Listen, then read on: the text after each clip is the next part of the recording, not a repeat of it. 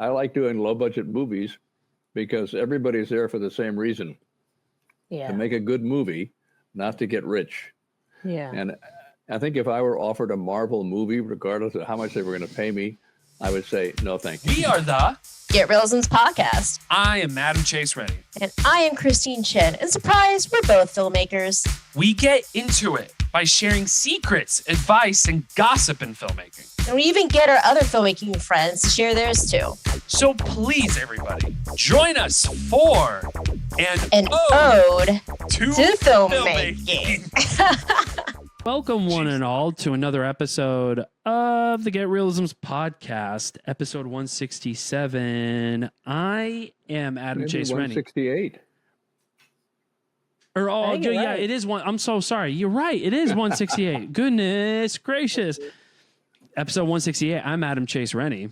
And I am Christine Chen. And I'm very excited to bring our guest, Jim, back again for round two. So, Jim, would you mind introducing yourself, who you are and everything? Sure. So my name is Jim Plannette. I work as a gaffer in the motion picture business. I've only been doing it for about 50 years. Geez, 50 years, wow. Is that right? Can't be. Wow. I did my first work in 1957. That's a long time ago. And then I actually started in 1965 working in studios and then became a gaffer. And I have over 100 credits as a gaffer. I've done a few little movies like Young Frankenstein and E.T. and Braveheart. And I'm not working as much now, but I get to pick and choose what jobs I take, and I still take them if they're interesting. That's awesome. Of course, yeah. It's the best place to be. Yeah. So did you always know that you wanted to be a gaffer? Like, how did you find yourself in that role? My father was a gaffer. Okay. He didn't start till 1919. And then he worked until 1969. And when I was about 17, I said to my dad, I think I want to work in the movie business. He said, you don't want to do that. He said, hell no. So I said, why not? He said, there's no security, which of course is true. And I said, well, you've done pretty well. He said, yeah, but not everybody does. And so I was going to college. I was going to be a lawyer. And I dropped out for a semester to earn some money. And the quickest way was the movie business. And that was 58 years ago. Wow. So I've been doing it a while. Okay. Do you remember what it was like doing your first gig? Oh, sure. I can remember 40 years ago, but I can't remember last week. I'm 84 years old now, so I'm getting up there. But I started working just a day here and a day there. And then I eventually got in the union, and I started working a few jobs. The first movie I ever did from beginning to end was called The Andromeda Strain. It was directed by Robert Wise at Universal. It was just an amazing adventure. The DP was a man named Richard Klein, who my father had worked with in 1943 on a movie called Cover Girl with Rita Hayworth and Gene Kelly. Yeah. And Richard Klein at that time was 17, and he was the second AC on that show. And then he became a big-time DP.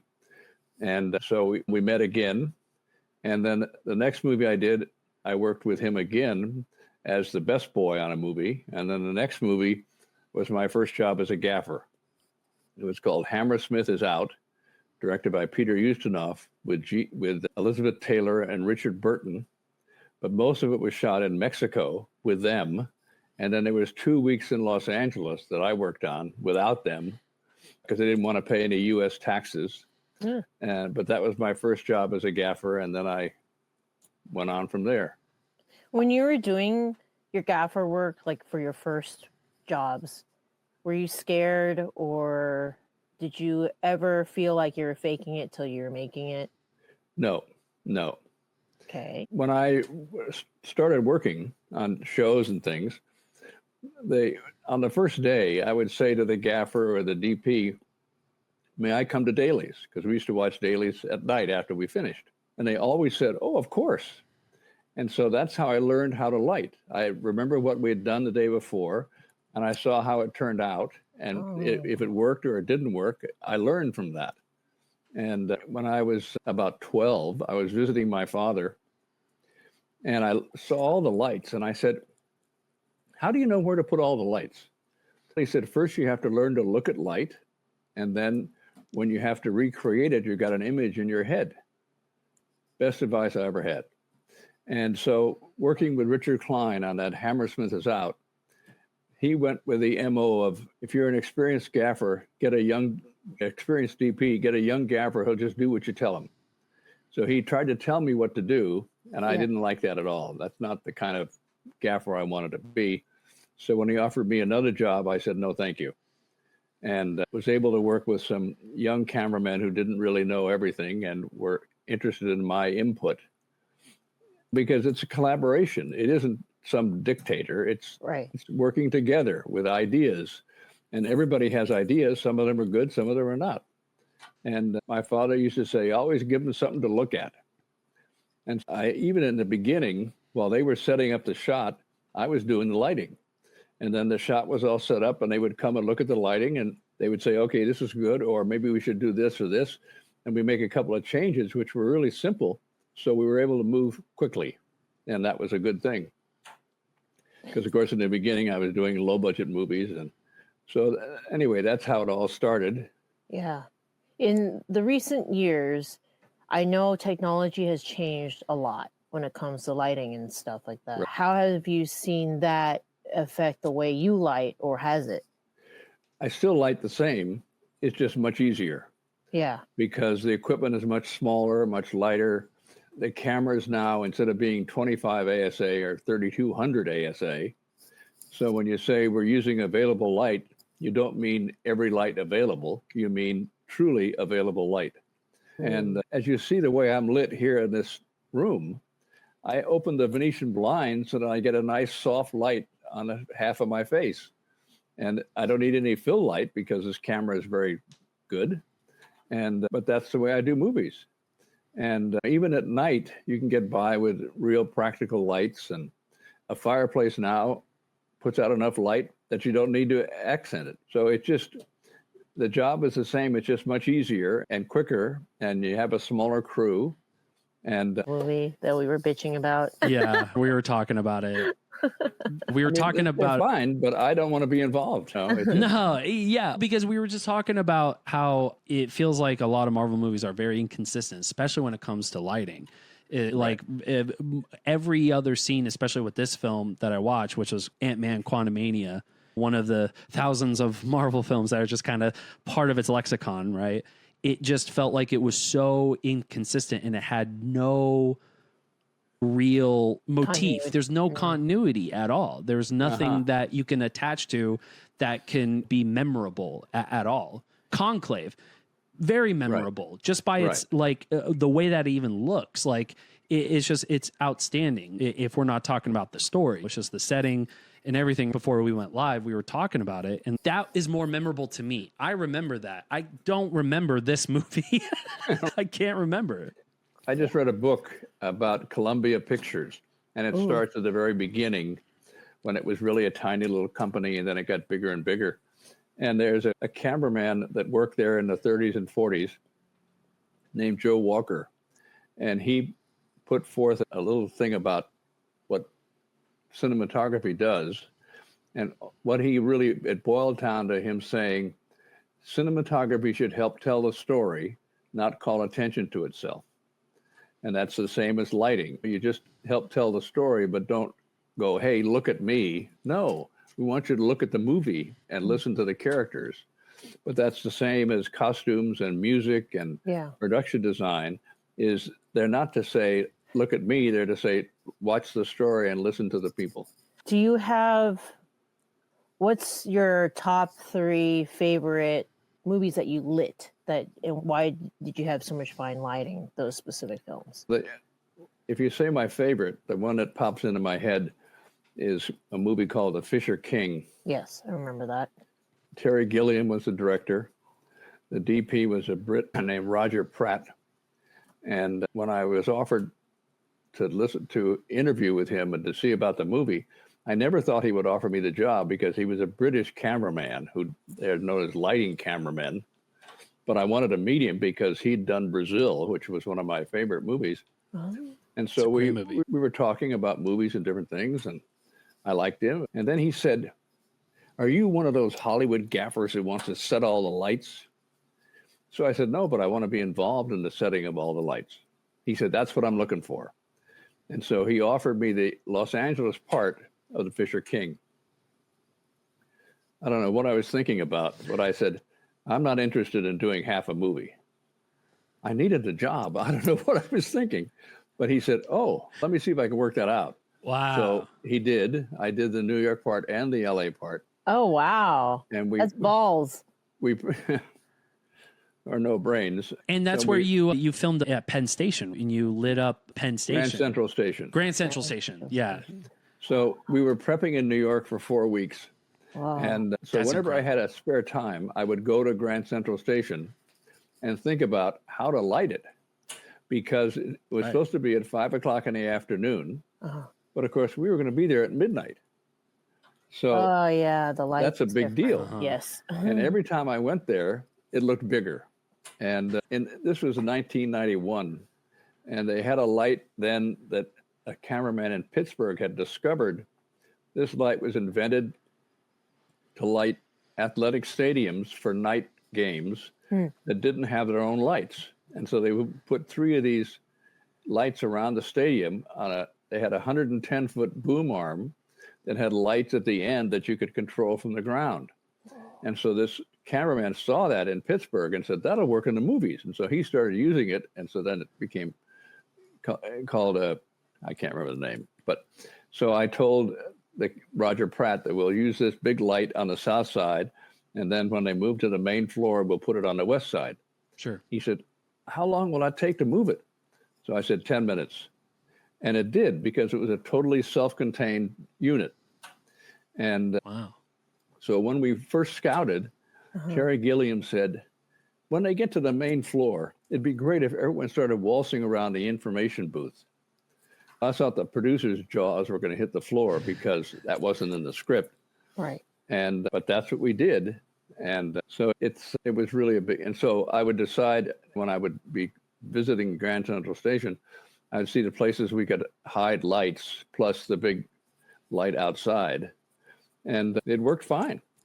Did you guys have to build anything to help hide the lights, or No. it was no? No.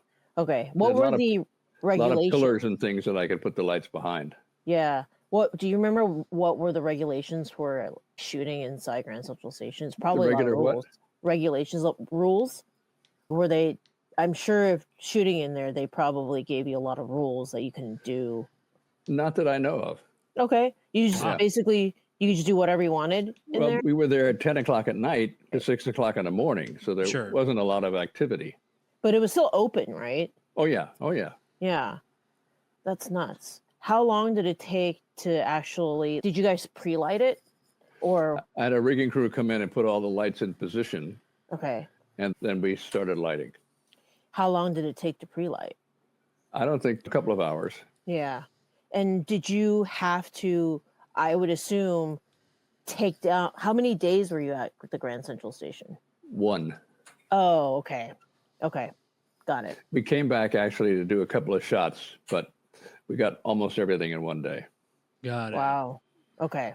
Yeah, because I'm thinking like, oh, you can't really just have a soft wrap. Like you would have to take down everything and then redo it again the next day. You can't just leave it there. No, we had to strike it all out. Yeah, that's true. And the stuff we came back to do was so tight that we could easily light it from the floor. It was And pretty, move it around. Yeah. Interesting. but that's certainly my favorite. And of course, one of the reasons it's my favorite is because it was Robin Williams and Jeff Bridges Oh, and, of course. Yeah. and Terry Gilliam. And Yeah. Terry Gilliam had a angle lenses. Oh, And so a lot of times we were using wide angle lenses. And one day he told the assistant cameraman, "Okay, put a 10 millimeter on the camera." ooh, yeah. And Robin Williams said, "It must be time for my close-up." That was Robin Williams, always with a joke. Always or- That's joking. awesome. That's awesome. That's Yeah. hilarious. When we got to Los Angeles, there was 5 days when he wasn't needed, so he went home to San Francisco. And Yeah. after he'd been up there a couple of days, he thought, I bet they miss me. And so he called the stage and got put on speakerphone and entertained us for 10 minutes because we certainly did miss him. He was Amazing. absolutely wonderful. And Jeff Bridges takes still pictures all the time we're working behind the scenes with a wide lux camera. Okay. And he Wow. makes sure that he gets every member of the crew in at least one of the photographs. Yeah. And then he puts together a book and gives one to everybody at the end That's of the movie. amazing. He still does. When was the last time you worked with Jeff Bridges? That was the only time. That was the only time. I think And I so read a he- book. Oh, go ahead. Sorry, Jim. Go ahead. So he, a few years after Fisher King, he put together a hardcover based on a lot of his movies, and he sold that hardcover, and all the profits went to charity. Oh, And then about 5 years after that, he did another book for the same thing, sold it, everything went to charity. I actually went to a book signing of that book and got him to sign the book, and I gave him a couple of photographs that I'd taken during Fisher King, and he was so pleased to receive them. And a charming, wonderful guy. that's so cool. That's Yeah. Crazy that your paths never crossed again. That's the fun bittersweet moments of film industry. is Right. that. Yeah. So, what were the dynamics like on that set in terms of were you on these sets? Were you able to pick your whole team, or did you show up and a lot of times the producers had picked your team for you? Like, how was it for this one? I'm sorry, I don't understand what you're saying. Sure. When you are staffed on, let's say, the Fisher King, for example, and you have your best boys, your grips, your everything, how much input are you allowed to give? And Oh, total. versus how much do the producers come in and dictate? No, total. Total. Okay. Yeah, I can't imagine a producer ever telling me what person to hire. Okay. I mean, maybe that happens, but it's never happened to me. To you. In New York, I had a New York crew. Yes. And in Los Angeles, I chose the crew. Okay. And so there was a New York gaffer, and I'm sure he's the one that picked the crew, not the producer. Yeah. Yeah. But how did the New York? Okay. So what did you do in the New York version then? Because you said you had a New York gaffer and a New York team. The New York gaffer is like my best boy. Got it. Okay. It's just union-wise, you can't just bring in somebody from outside and take somebody's job. You have to hire a local gaffer as well. Got it. Okay. Yeah. I'm fairly new still to the union world. I've only been in it since I started here in Los Angeles, so I'm still learning. I've cut my teeth in non-union, so I'm still Right. learning all the No, union rules. I understand. Yes. The union is so important for safety and for Safety, job security, and not all producers, but some producers will take advantage of you if you're non-union. Yes. Oh, They yeah. will work you long hours and bad conditions, and they don't care too much about safety because that costs money. But unions make sure that all those things are taken care of. And we're not always successful, but things like turnaround from the end of your call to the next call. Sometimes you're driving an hour or an hour and a half to get to the location, and then an hour and a half to get home, and then you only have 10 hours off. That doesn't give you much time to sleep, let alone see your family. And Yeah. so we're trying to get that turnaround to be longer. It used to be when I started, if you worked on a Saturday or a Sunday, you got double time pay. But then they convinced us that there would be more work if we could change that to be any 5 out of 7 days would be straight time. So then sometimes your weekend is Tuesday and Wednesday. Right. Tuesday and Wednesday is not a weekend because your husband or your wife is working and your kids are in school. Yeah. So we've got to get that changed back. We're making a little progress every contract, but it's not easy. No, it's not. My roommate currently is working on a gig, and it's obviously Sunday. Totally understand. Yeah. Yeah. Yeah. Could you go into excruciating detail about how you lit Braveheart? Braveheart, if you were going to ask me my second favorite movie, I think it would be Braveheart. Heck Oh, yeah. okay. Okay. Done. And it's also the longest movie I ever worked on. Okay. You We said shot- 100 days, right? 100 We shot for 108 days. Yes. 6 weeks in Scotland and 16 weeks in Ireland. Okay. And again, wow. I was working with John Toll, who I'd just done Legends of the Fall with, and he won the Academy Award for Legends of the Fall. Yeah.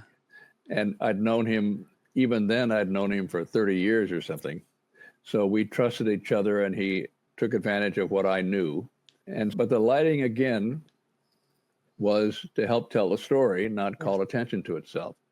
So you watch the movie and you don't even realize there's lighting. Not really. I was about to mention. No, you don't. It's so natural. What could possibly be lit? That's right. But there was a lot of lighting. Interesting. And, we did something where where Mel Gibson's on his horse and he jumps out of this building and lands on the ground. We had a light there. It was similar to this Musco light I used on Fisher King, but it had tungsten lights in it, which was okay because it was a night scene. But we used a lot of lights and had a big crew and 2 or 3 cameras at a time. And the more cameras there are, the more difficult the lighting is because you can't get the lights in the shot and stuff like that. Yeah. But again, with Mel Gibson, he would sense any tension on the set and he'd make a joke or do something just to lighten the mood. Oh, thank goodness. But being a director and the star of the movie is a big deal. And he did an amazing job. Yeah. How was that process? Could you describe how that went with him keep forgetting that he also directed it. So how did that work exactly? He would do a scene and then he would take a look at the playback and say, okay, moving on. There was one really dramatic scene that was pretty simple, but he looked at it 3 times and said, okay, moving on. And of course, his performance is wonderful in that movie. And the next year, when the Academy Award nominations were going to be announced, he invited some of us to his office at Warner Brothers to watch the nominations be announced on television. Right on. They announced them at 5:30 in the morning in Los Angeles, because then it's 8:30 in New York. Yeah. So at 5 o'clock in the morning, I'm driving to Warner Brothers and I'm listening to the radio. And there's a lot of talk about the nominations are being announced today. And they mention all these movies, but they don't mention anything about Braveheart. And I was thinking, oh my gosh, what if we're there and it doesn't get any nominations? And so we were there and we had it on a television set watching. It got 10 nominations. 10 nominations. I remember that. Yeah. And it won 5 Oscars. Yeah. The nomination it didn't get, which completely surprised me, was the production design by a man named Tom Sanders. And I think they must have just thought, oh yeah, he found a bunch of old castles and things, and it didn't. That's not true at all. In the beginning, in this village, he built the entire village. Holy crap. In the script, it says the Mel Gibson character throws a couple of pebbles at the window to get the attention of his girlfriend. Yeah. There were no glass windows in the 12th century in Scotland. And then there was a big castle in Ireland that half of it was fallen down. And Tom Sanders built the half that had fallen down. And even looking at it to the eye, you couldn't tell which was the old half and which was the new half. That's incredible. incredible. That's how good he was. No, absolutely. And My God. But anyway, it won cinematography. So John Toll won a second in a row Oscar for cinematography. And I used to ride to work with John every morning, and we were falling behind. And John would say, we're going to get fired. We're going to get, because that's who they fire. They fire the cameraman. No matter, it's not his fault, but they still fire him. How far behind were you at this point when he said this? Oh, maybe 10 days or something. Okay, yeah. And so then one morning we're driving to work, and John said, Jim, I've got good news and bad news. I said, what's the good news? We're not going to get fired. What's the bad news? We have to finish the movie. It was an amazing experience. Oh my gosh. Yeah. Was it cold? Was it hot? When did you guys shoot this? In Scotland, we were there in 6 weeks, in June and a couple of weeks in July. Okay, so it was hot. And it rained almost every day. Great. There were 3 days we were shooting this wedding scene. It didn't rain. I don't know how they did that, but it didn't rain. Yeah. But every other day, not all day long, but quite a bit of rain. And sometimes we wait for it to let up, and sometimes we'd shoot in the Just rain, roll, and yeah. then it would let up, and we'd have to make rain to make it match what we'd already Of course. shot. Oh man. Oh my my God. god. What was do you remember? I know this movie fairly well. What was the most difficult scene for everyone and for you? I think the battle at this castle where Tom built half the castle. Yeah. It was Yeah. a big night battle scene, and Wow. that was a big deal. I'm still in amazement that he built the other half of that castle that was knocked down. So were we? How long?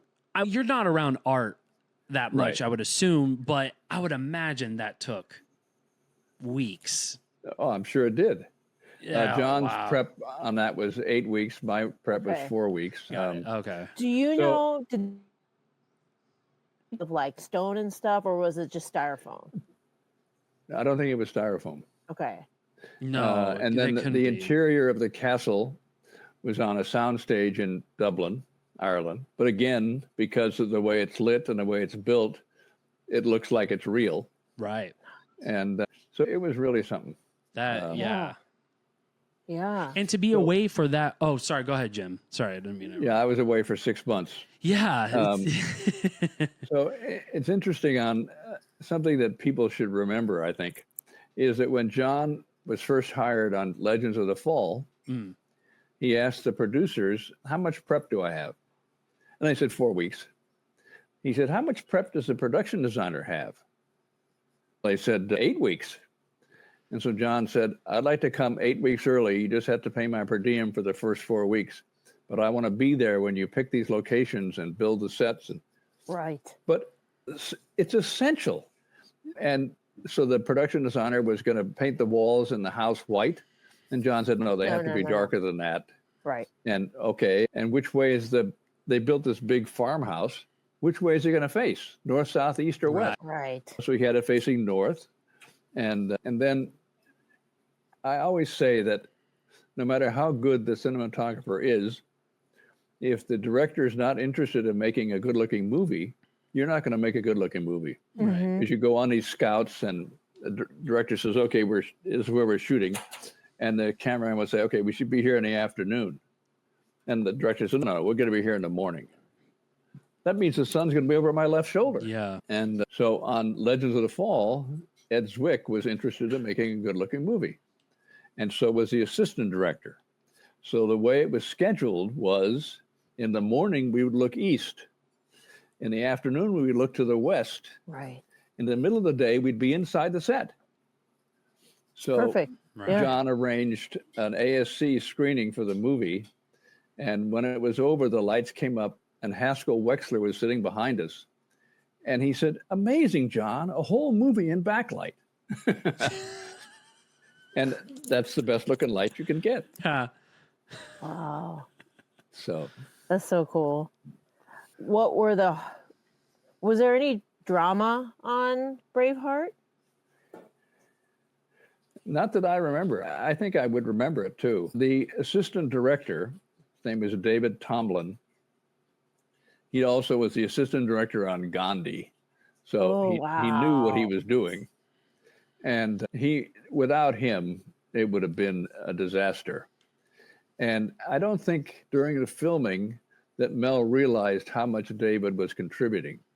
But he soon did realize. And so when he accepted his Academy Award for Best Director, he said, the first person I want to thank is David Tomlin. Oh, because wow. without him, we wouldn't have a movie. Yeah. Yeah.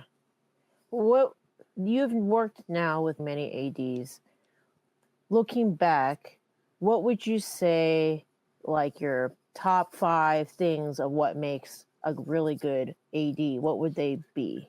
In my opinion, that is one of the most important jobs on the set. And so when I work with a really good one, I make sure they know I appreciate their contributions. And it's the idea of making sure the director is clear about what he wants to do and everybody understands what's expected. And just all the information is passed out to people. You're not guessing about what's coming up. So you can prepare for it. Totally. And of course, on Braveheart, we had one of the reasons we went to Ireland was that they let us use 750 of their Army reservists as extras, as the Scottish Army or the British Army. That's so cool. Yeah. And but 750? That's So a there was- lot. Yeah. There was a guy that organized a thing like an automobile assembly plant to get the extras in costume with their props, with their all this stuff in the morning, so they're ready. All of that is so important. So I really appreciate a good assistant director, and when he's not there, I almost take over because somebody has to be there to Keep it going. Yeah. keep it going and get the information out to the different departments. Yeah. It's a communicator.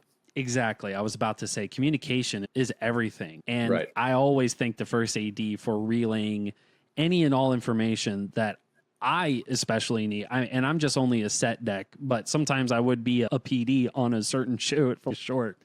And I would be like, I don't no idea what you guys are talking about. So I have to depend on the first AD to come relay that to me. And it's, of course. a lot of ADs don't do that. That's the other thing is like a lot of ADs that I work That's with right. just No, don't do absolutely. that. Yeah. That's right.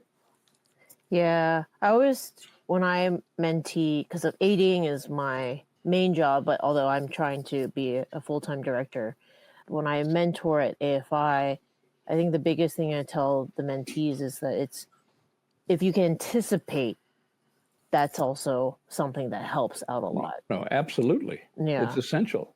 Yes, being able to anticipate and being able to, we're like really good at eavesdropping. I feel like that is 60% of our jobs. It's like casually walking around and like trying to eavesdrop in all the problems and snooping and seeing, oh, artist is freaking out right now about this one thing not being built. Cool, good to know. They haven't told me this, so I will anticipate that we probably need to build some time there. So what could we shoot in case we can't shoot the scene next? Yeah. So it's usually the like art that. department's problem, right? Yeah. Right. Thanks, Chrissy. As a set deck, Uh-huh. that's the only job on a set I've ever seen where there almost always has to be two, and there's usually only one.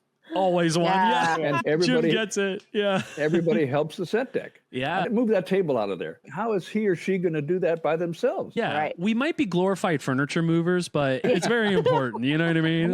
No, of course. And to put it back the way it was. Yeah.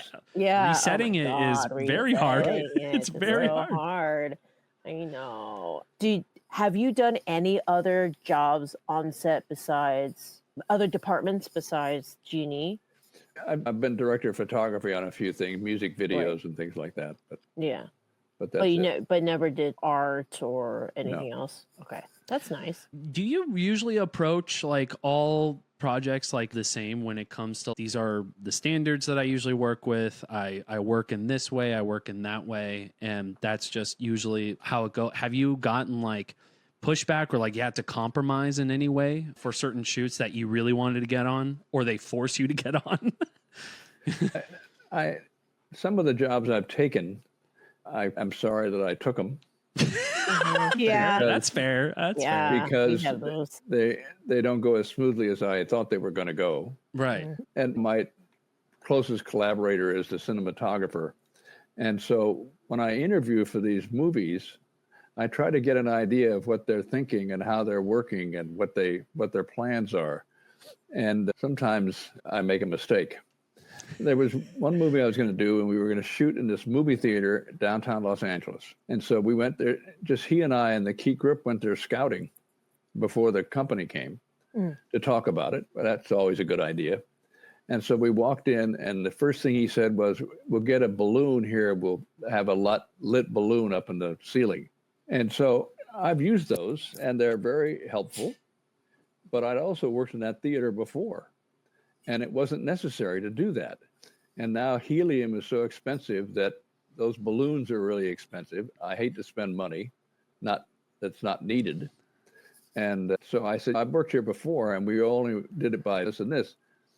And so eventually we only did it the way I said, but Of course. that was a constant problem. Was he would have these ideas that weren't necessary and weren't really good. And then I would have ideas that I would have to suggest it to him 3 times before he would say, okay.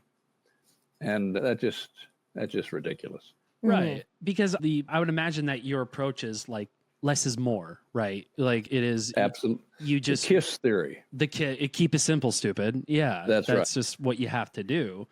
And to just inflate that problem with even more problems of you just work your way around it. Yeah. On Ocean's 12, we shot in a big casino Steven in Monte Soderbergh. Carlo. Yeah. Yes.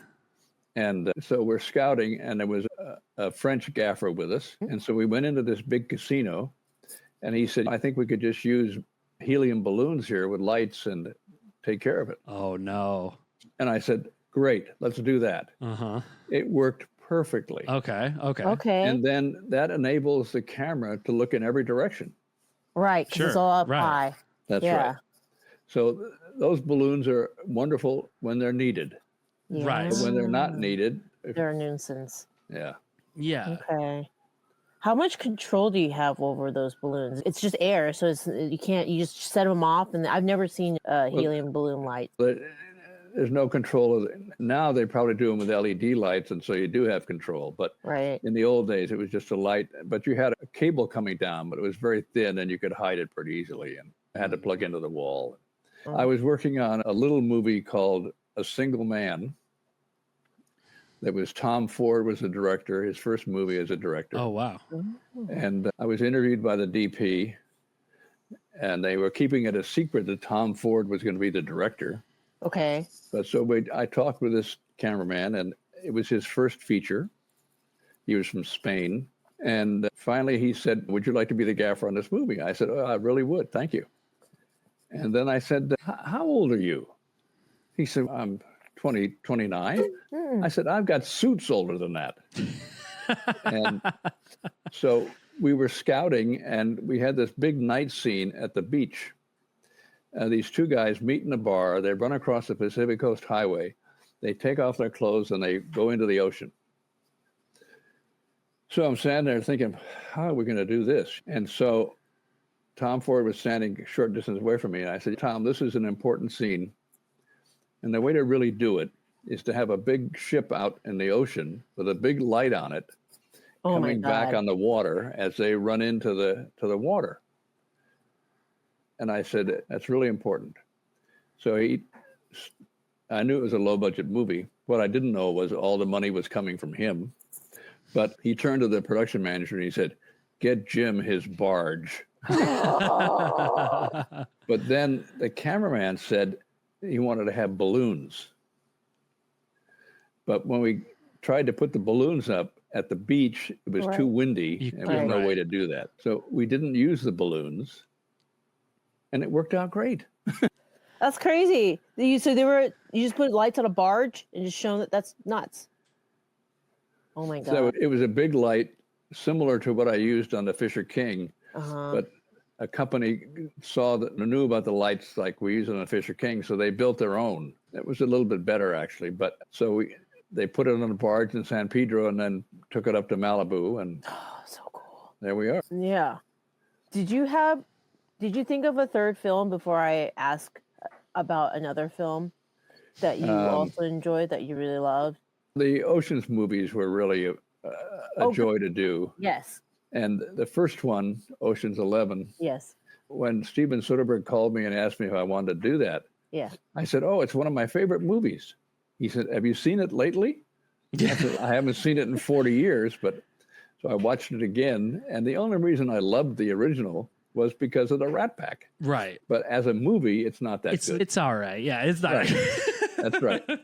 I loved Ocean's 11. I don't know what you like that. The old Ocean's 11 with Frank Sinatra, Christine. Oh, I've only seen the new one. Yeah, that's what he worked on. So we went up to the Bellagio Hotel where we're going to shoot in this casino to shoot some tests to see about the film. And we'd use some 800 ASA film on traffic. And Steven said, I want to test that in the casino. And so I said, I don't really like that film very much, but there's a 500 ASA film that's really good. Let's test that too.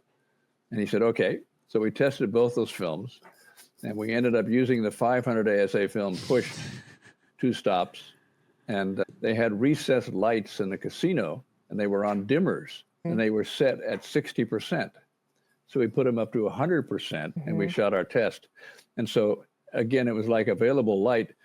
The only place we needed any lights was in the deep background and in the foreground. Oh. And so we only shot in the casino for one day.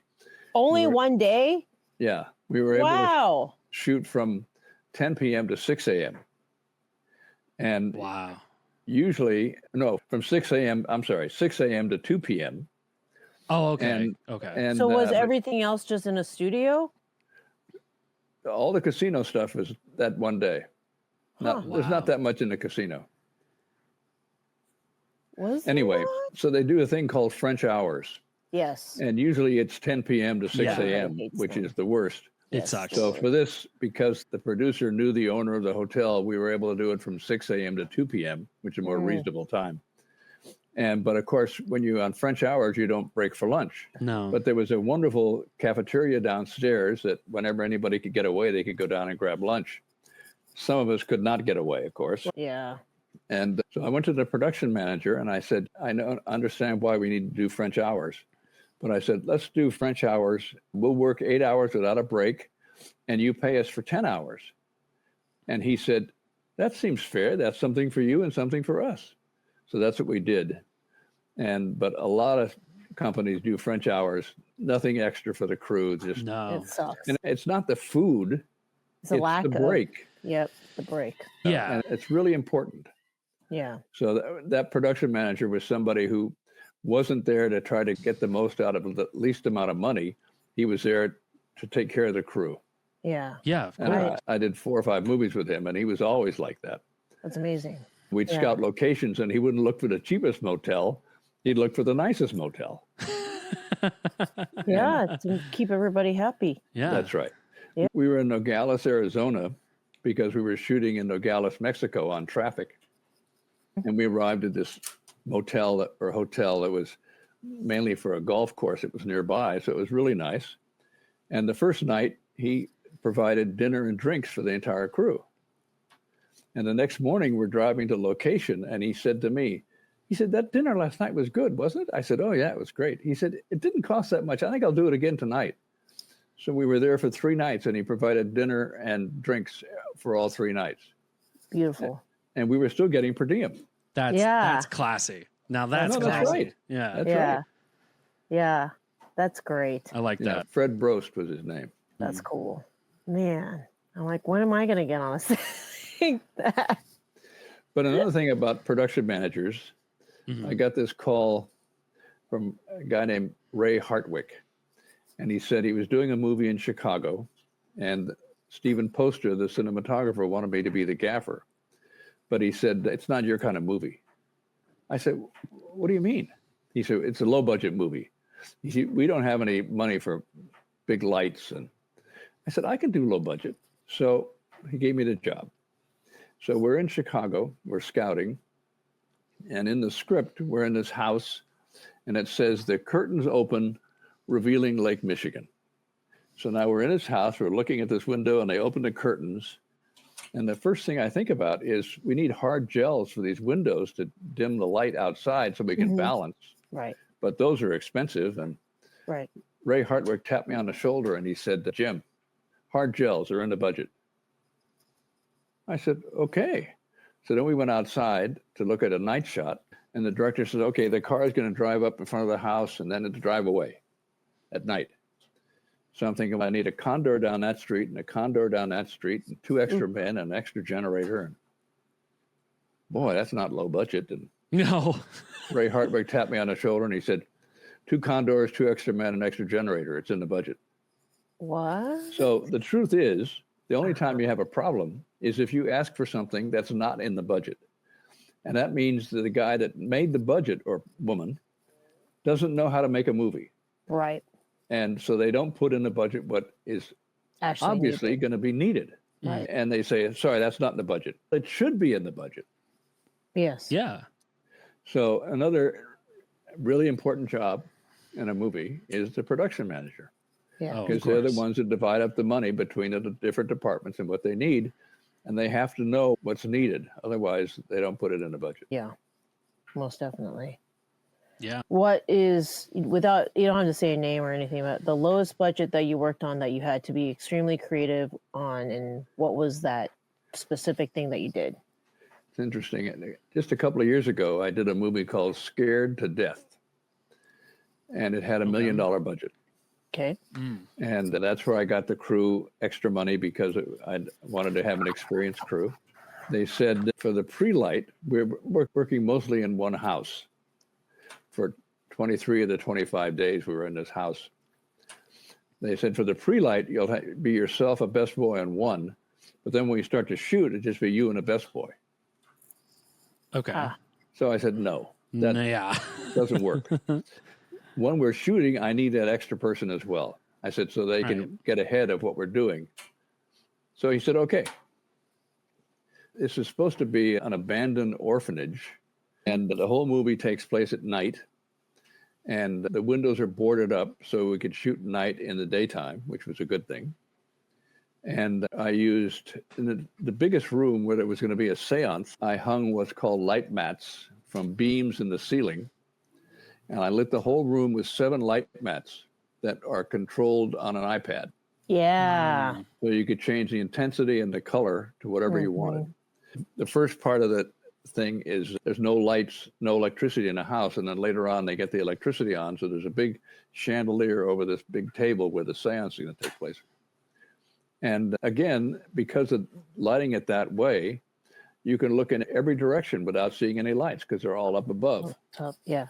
And it's funny, that movie is just being shown at a film festival in Scotland. And the director sent me a note that it was received really well and everybody loved the movie. And I've seen the final cut.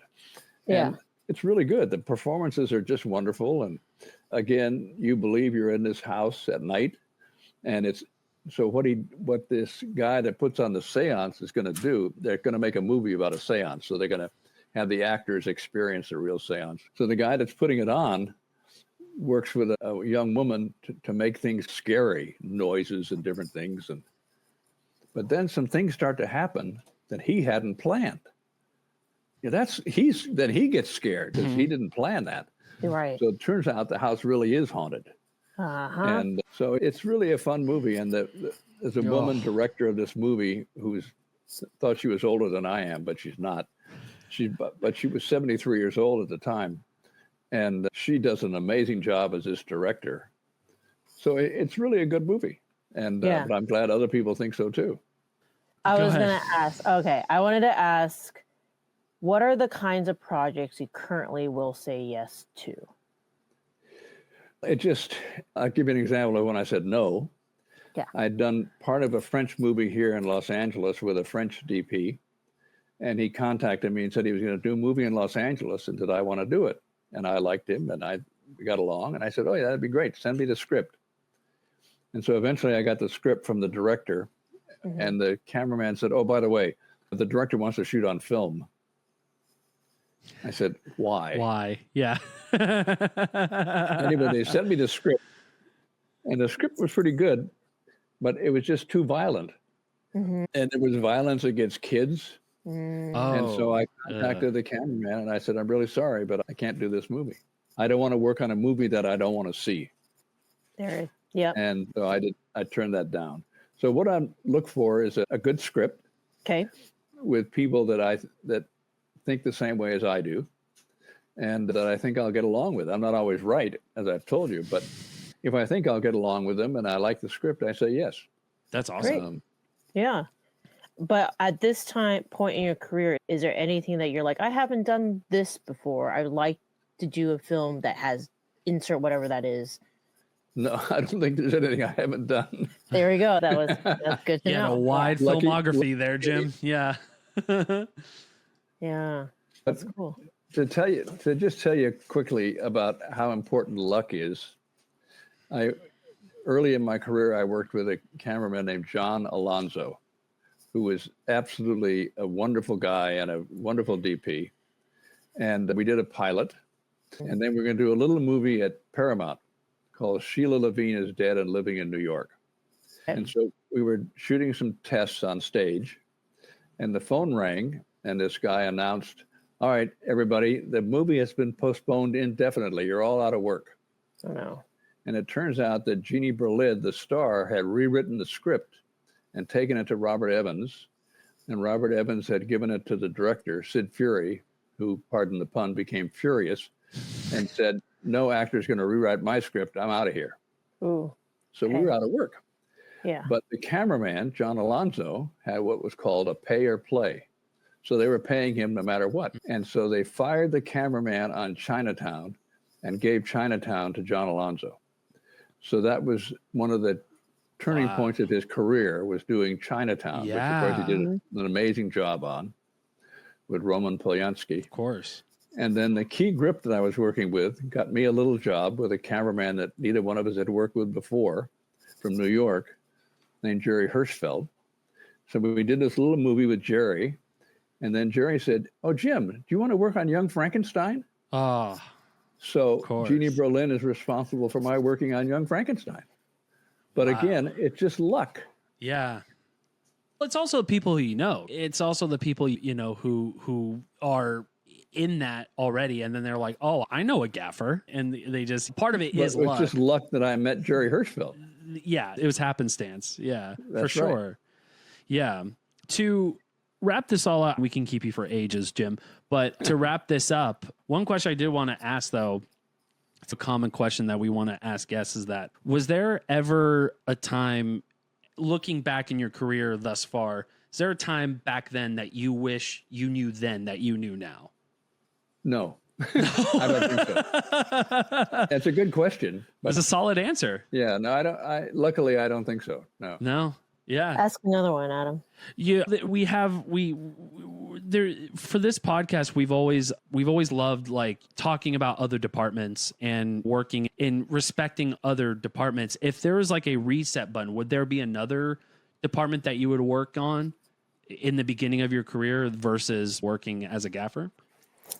The only reason I started as a gaffer is because of my father. But Right. when I was doing a lot of commercials in the 80s that were non-union, so sometimes one of my sons would work with me.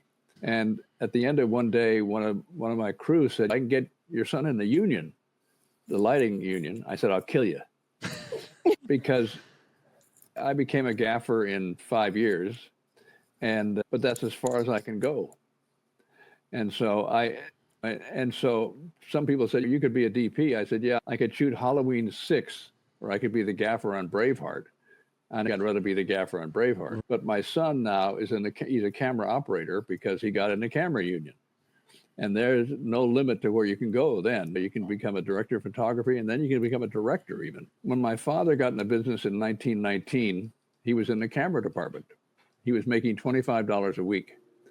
His brother Paul was in the lighting department, and they had a union, the IBEW, and he was making $50 a week.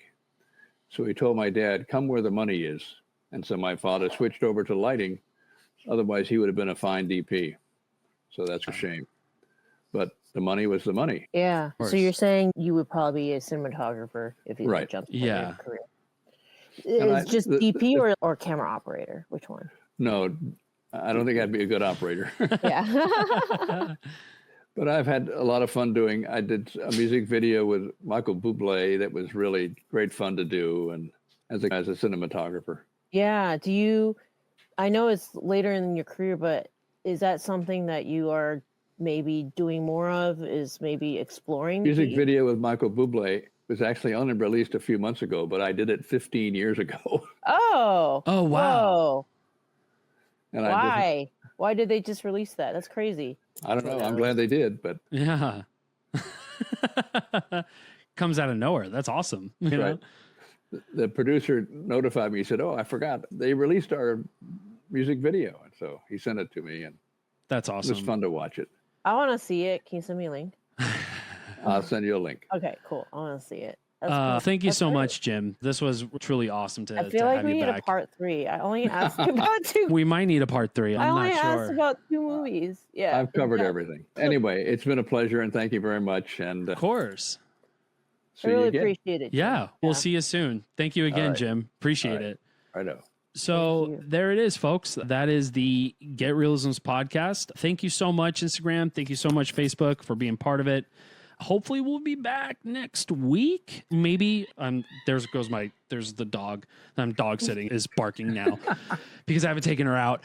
So thank you so much again, ladies and gentlemen. And of course, we got that good housekeeping going on right now. GetReelisms.com, ladies and gentlemen. Get your books, get your hats, get tees like these, ladies and gentlemen. Get your teas like these because we got to do some housekeeping. That's just what it is here at the Get Reelisms podcast. Still a free podcast, ladies and gentlemen, but we would love for you to come on GetReelisms.com, please. Thank you again, everyone. We will see you again soon. On the flip side. We'll catch you on the flip side. Thanks, guys.